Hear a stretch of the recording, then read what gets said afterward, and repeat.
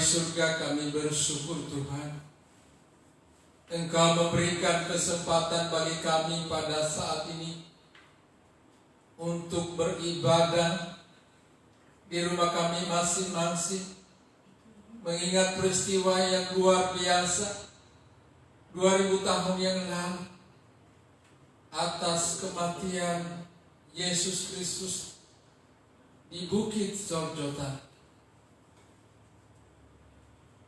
Tuhan Yesus berkorban untuk umatnya, supaya umatnya tidak binasa, melainkan beroleh hidup yang kekal.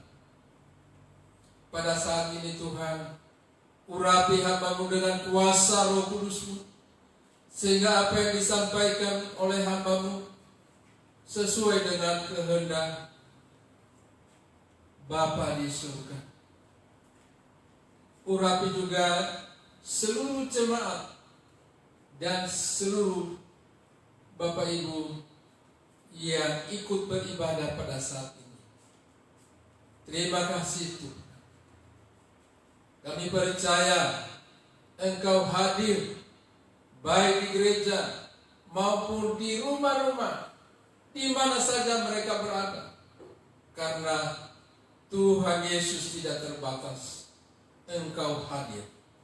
Dan biarlah kehadiran Tuhan yang sakit disembuhkan, yang bermasalah diberikan kekuatan, dan biarlah firman-Mu ini memberkati kami semua. Dalam nama Tuhan Yesus kami berdoa. Amin.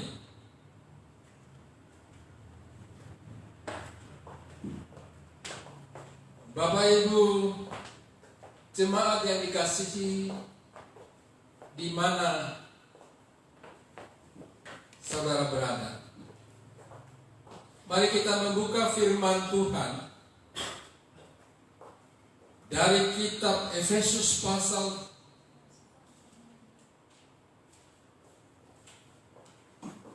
2 ayat 1 sampai ayat 10.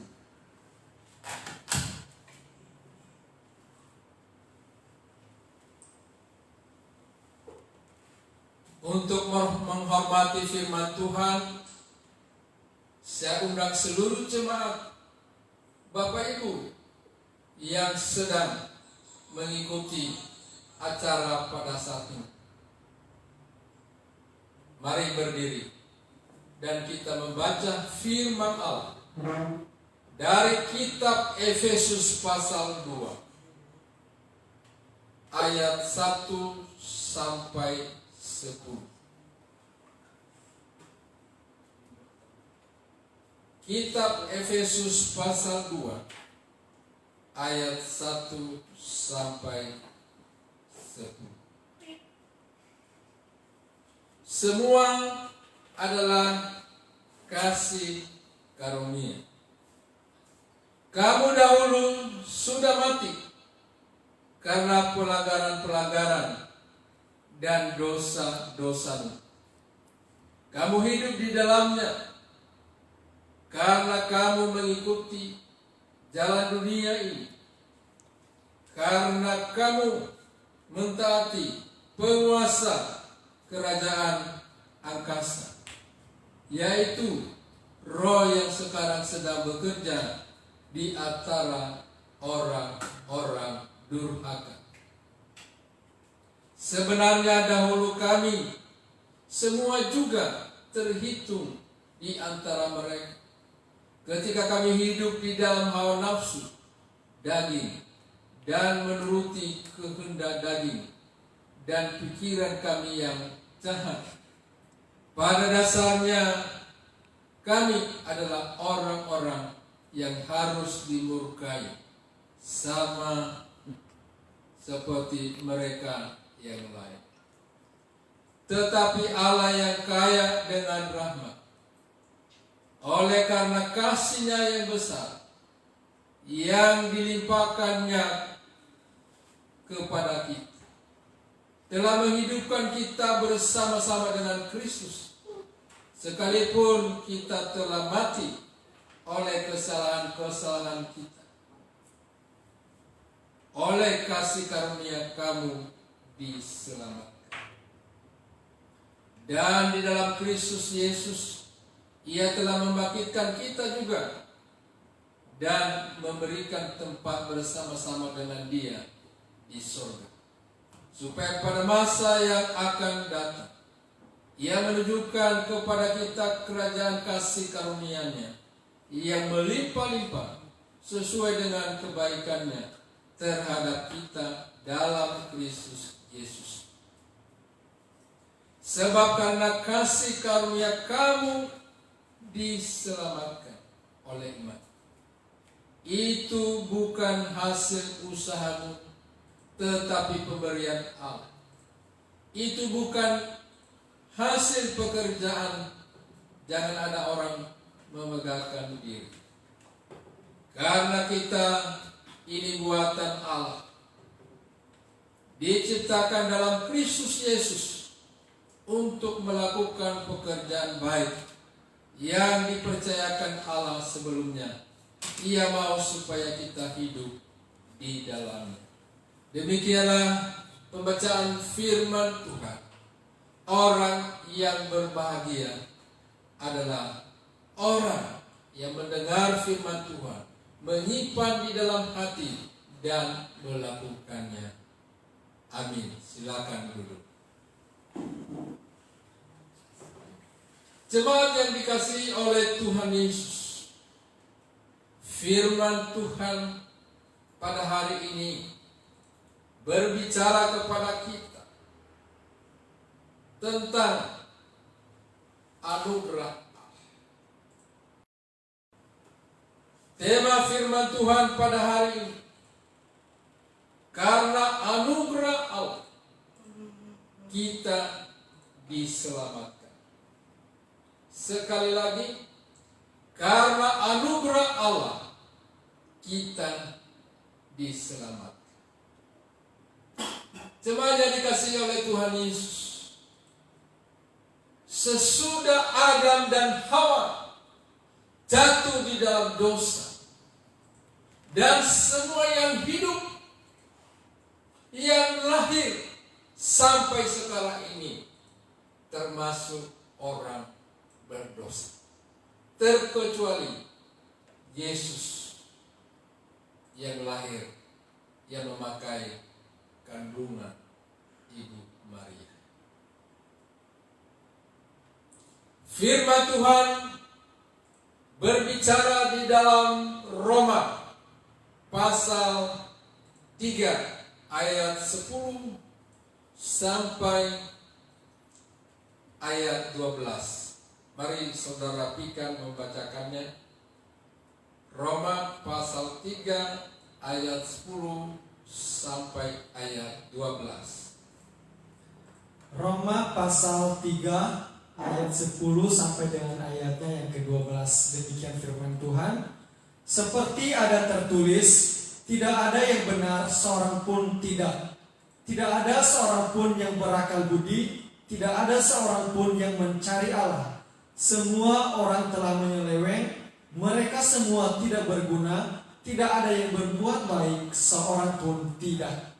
Sebagai kesimpulannya ayat 23, silakan baca. Ayat 23, karena semua orang telah berbuat dosa dan telah kehilangan kemuliaan Allah. Dalam firman Tuhan ini jelas bahwa semua manusia tidak ada yang benar, tidak bisa mencari Allah.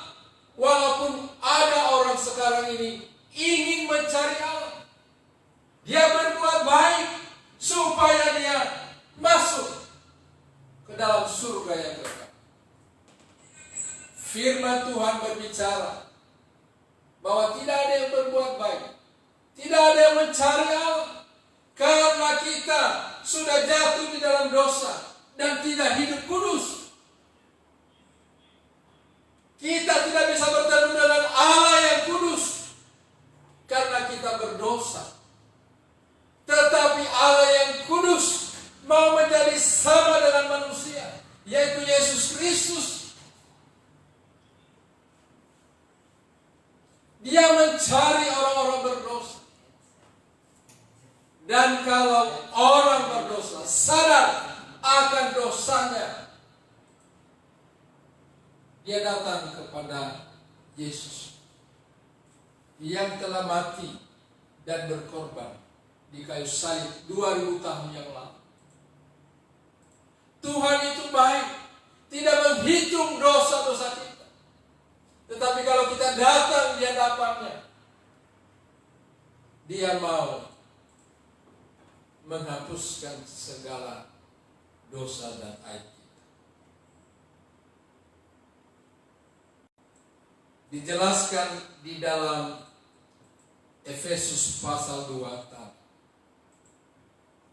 Di dalam ayat 1. Dia berkata, kamu dahulu sudah mati karena pelanggaran-pelanggaran dan dosa-dosa. Di dalam dosa kita mati. Rohani kita sudah mati. Tidak bisa berbuat apa-apa kepada Tuhan. Orang yang belum lahir baru, orang yang masih hidup di dalam dosa, dia tidak bisa berbuat baik kepada Allah. Apalagi berbuat baik kepada orang lain. Kita harus sadar bahwa di dalam dosa mati secara rohani. Jemaat yang dikasihi oleh Tuhan Yesus. Poin yang pertama, bagaimana kehidupan kita sebelum percaya kepada Tuhan Yesus? Tentu di dalam Roma pasal 3 ayat 10 sampai ayat 12, kita tidak benar. Kita nggak bisa mencari Allah. Kita tidak bisa berbuat baik. Tetapi sesudah di dalam Tuhan, bisa kita mengenal Allah. Makanya firman Tuhan, carilah dahulu kerajaan Allah dan kebenaran. Itu berbicara kepada orang yang sudah mengenal Kristus. Kita bisa berbuat baik, apalagi pada masa sekarang ini. Banyak orang menderita, banyak orang yang di PHK, banyak yang orang susah makan. Kita orang-orang beriman harus berbuat baik, menolong mereka, menguatkan mereka, menghibur mereka, bahwa Tuhan sanggup menolong mereka, karena Dia Allah, Raja di atas segala raja. Bapak Ibu yang terkasih dalam Tuhan Yesus, kita dahulu sudah mati karena ikut penguasa-penguasa di udara. Kita dulu sudah mati, tidak berdaya. Orang yang di luar Tuhan buta secara rohani. Dan orang-orang yang masih hidup di dalam dosa, dijelaskan di sana, di dalam ayat ini tadi, bahwa orang-orang durhaka. Sudah mendengar tentang firman Allah, masih melanggar kebenaran firman Tuhan. Di dalam penjara ada nama Yohanes, ada nama Markus, ada nama Matius, ada nama Maryam, Marta. Mengapa mereka di dalam penjara, tapi namanya tokoh-tokoh agama? Karena durhaka, tidak takut akan Tuhan. Jemaat yang dikasihi oleh Tuhan Yesus, mari lakukan kebenaran firman Tuhan. Hal yang kedua, kehidupan sesudah percaya pada Tuhan Yesus. Sekali lagi, kehidupan pada waktu percaya kepada Tuhan Yesus. Bagaimana kehidupan kita waktu percaya kepada Tuhan Yesus? Di dalam Yohanes pasal 3 ayat 16, dia katakan, begitu besar kasih Allah akan dunia, telah mengaruniakan anaknya yang tunggal, supaya setiap orang percaya tidak binasa, melainkan beroleh hidup yang kekal. Siapa yang percaya kepada Yesus, dia beroleh hidup yang kekal, tidak binasa lagi. Firman Tuhan mengatakan di dalam Yohanes pasal 5 ayat 24. Mari saudari Ria membacakannya.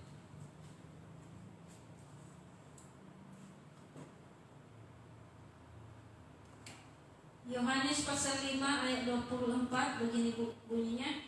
Aku berkata kepadamu, sesungguhnya barang siapa mendengar perkataanku dan percaya kepada Dia yang mengutus aku, ia mempunyai hidup yang kekal dan tidak turut dihukum, sebab ia sudah pindah dari dalam maut ke dalam hidup. Ya, jelas firman Tuhan. Kalau kita percaya kepada Tuhan Yesus, kita mempunyai kehidupan yang kekal. Dan lebih jelas lagi di dalam 1 Yohanes pasal 5 ayat 11 sampai 13. Mari saudara Pika membacakan.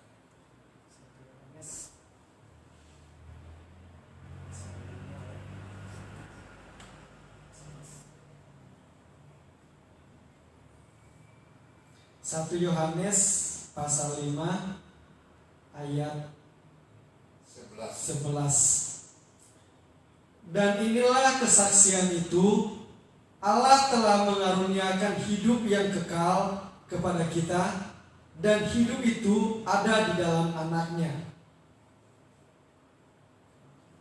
Ayat 11. Barang siapa memiliki anak, ia memiliki hidup. Barang siapa tidak memiliki anak, ia tidak memiliki hidup. Semuanya itu kutuliskan kepada kamu, supaya kamu yang percaya kepada nama anak Allah tahu bahwa kamu memiliki hidup yang kekal. Terima kasih. Firman Tuhan dengan jelas bahwa keselamatan itu sudah diberikan 2000 tahun yang lalu melalui Yesus Kristus. Barang siapa memiliki Yesus, ia memiliki hidup yang kekal. Barang siapa tidak memiliki Yesus, dia tidak memiliki hidup yang kekal. Dan ayat 13 dia katakan, semuanya itu kutuliskan kepada kamu, supaya kamu yang percaya kepada nama Allah tahu secara pengetahuan, secara firman Allah, bahwa kita memiliki hidup yang kekal.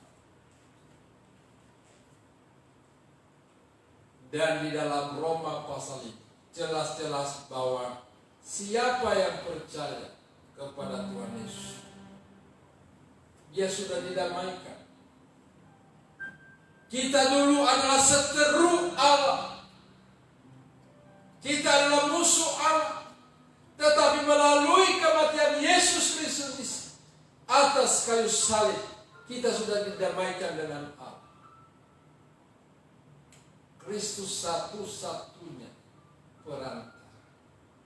Mari silakan Roma pasal 5 ayat 9 sampai 10. Karena sering kalau saya tanyakan, baik itu di rumah sakit, di mana-mana saya melayani,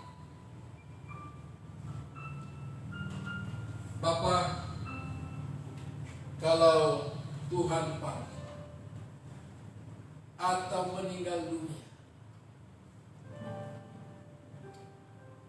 kemana?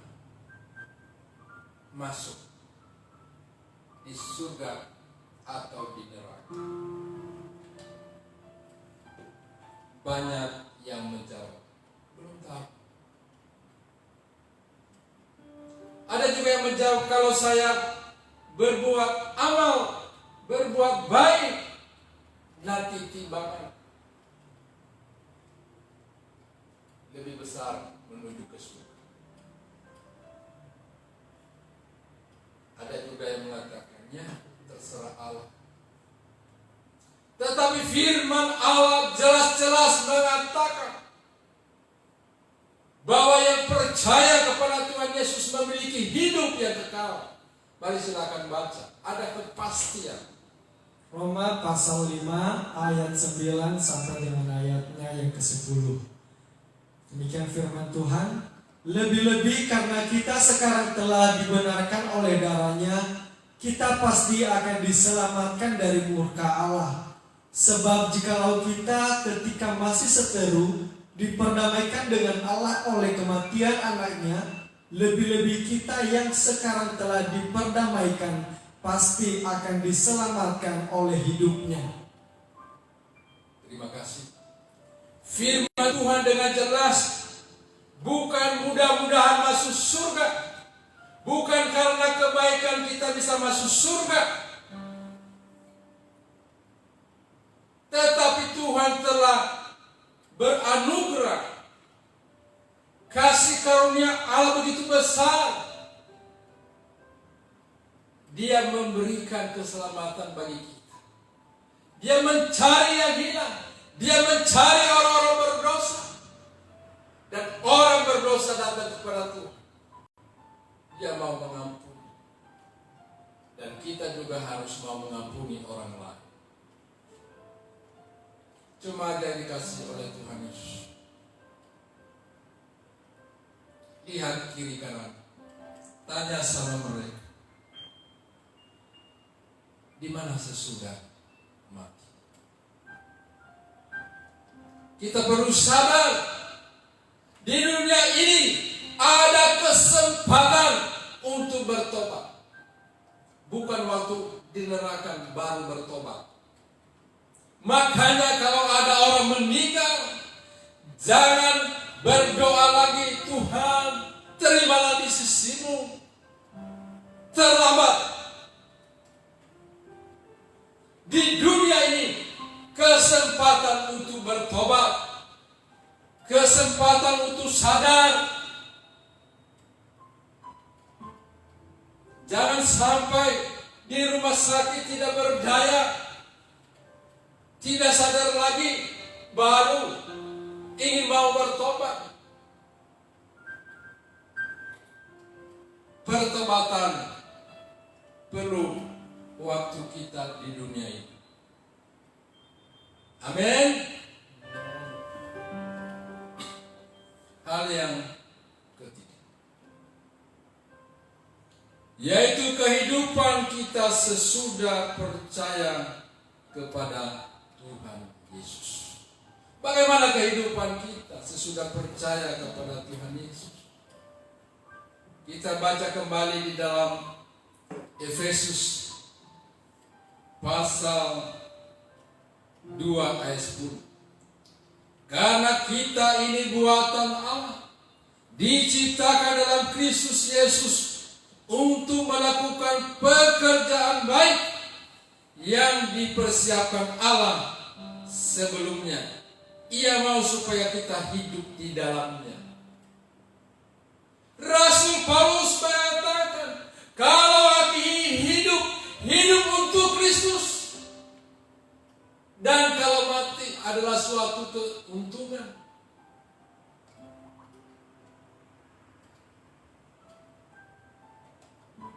Bagaimana kehidupan kita sesudah percaya Yesus? Mari kita melihat dari Yohanes pasal 1. Sudah diubahkan status kita. Kita sudah menjadi anak-anak Allah. Berhak kita memanggil Allah kita sebagai Bapa. Mari tolong dibaca. Yohanes pasal 1 ayat 12. Yohanes pasal 1 ayat 12. Firman Tuhan, Tetapi semua orang yang menerimanya diberinya kuasa supaya menjadi anak-anak Allah, yaitu mereka yang percaya dalam namanya. Puji Tuhan. Semua yang menerimanya, yang percaya kepadanya, bukan hanya percaya Yesus. Iblis juga percaya Yesus bahwa anak Allah, tetapi tidak ada hubungan. Kita percaya dan menerima Dia, mengundang di dalam hati kita, baru sah pemulihan. Kita menjadi anak-anak Allah. Kita menjadi ahli waris kerajaan Allah.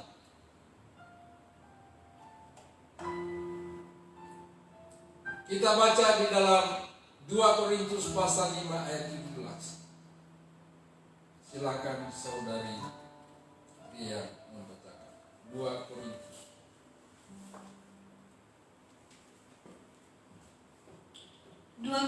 Pasal 5 ayat 17. Jadi siapa yang ada di dalam Kristus, ia adalah ciptaan baru, yang lama sudah berlalu, sesungguhnya yang baru sudah datang. Iya. Yang ada di dalam Kristus menjadi ciptaan baru. Ada perubahan. Yesus ada dalam hati. Berubah hidup. Tidak hidup di dalam dosa lagi. Makanya di dalam Roma pasal 12 ayat 2 mengatakan ada perubahan. Kalau dalam bahasa niasnya itu falalini geraeramu. Ada perubahan pikiran. Kalau dulu pikiran kotor, sekarang menjadi pikiran yang baik. Suka memberkati orang, suka berbicara yang benar, tidak berbohong, tidak malas lagi, tidak korupsi lagi, tidak pakai narkoba lagi, tidak mabuk-mabuk lagi, tetapi hidup di dalam kebenaran, menjadi manusia baru.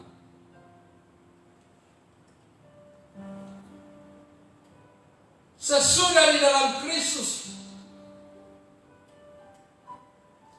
kita suka membaca firman Allah. Berapa banyak Bapak Ibu Saudara, baik yang ada di sini, di mana saja, sudah baca firman Tuhan setiap hari? Kita berbicara kenapa kita tidak diberkati Allah.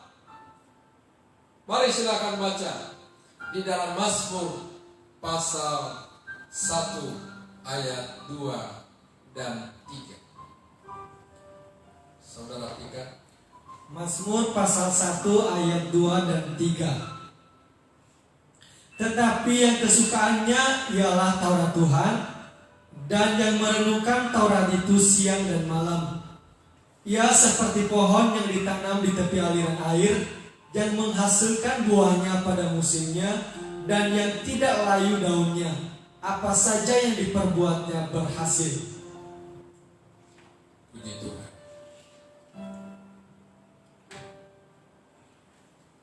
Setiap anak Tuhan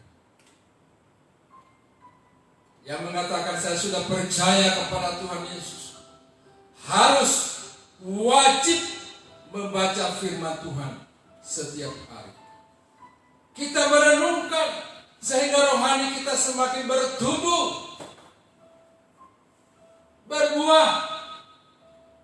Apa saja yang kita lakukan akan berhasil. Dan banyak ayat-ayat lain yang menyuruh kita membaca firman Tuhan. Tentu kalau kita sudah dipulihkan hubungan, kita bersuka cita, terus memuji menyembah Tuhan, bukan bersungut-sungut lagi. Kita bersuka cita, tidak ada ketakutan, tidak ada kecemasan, tetapi hati kita yang gembira. Sehingga ada kekuatan dalam tubuh kita, imun kita kuat menghadapi virus corona. Kita selalu bergembira, bersukacita, karena ada pengharapan bahwa selama di dunia ini Tuhan pelihara. Dan kita punya pengharapan kalau kita tinggalkan dunia ini, kita masuk di dalam surga yang kekal. Itu janji firman Allah. Dan tidak lupa kita juga, sesudah kita percaya kepada Tuhan Yesus, kita menjadi saksi Kristus. Dalam perbuatan kita, tindakan kita setiap hari, hanya untuk memuliakan nama Tuhan.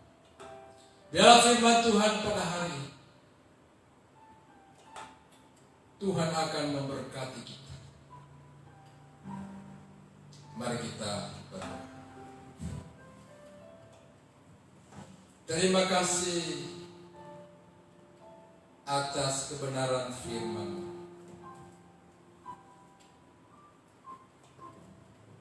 Biarlah Tuhan menolong kami untuk mengerti seterusnya dan menjadi pelaku firman. Terpujilah Tuhan kami, karena anugerah-Mu, karena kasih-Mu begitu besar, kami diselamatkan. Kami diberi hidup yang kekal melalui Yesus Kristus Tuhan kami. Terpuji-pujilah nama-Mu. Di dalam nama Tuhan Yesus kami berdoa dan mengucap syukur.